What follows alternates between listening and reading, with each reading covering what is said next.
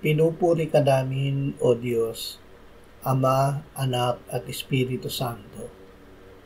Salamat, Ama, na ibinigay mo sa amin si Jesus na iyong anak, na namatay para sa aming kasalanan, iyong muling binuhay, iniakyat at iniluklok sa iyong kanan sa langit.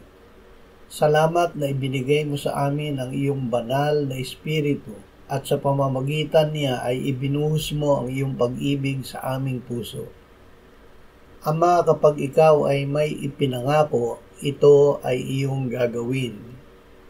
Kapag ikaw ay may iniutos, ito ay aming magagawa dahil ikaw ang nagbibigay sa amin ng pagnanais at kakayahan na gawin ang utos mo.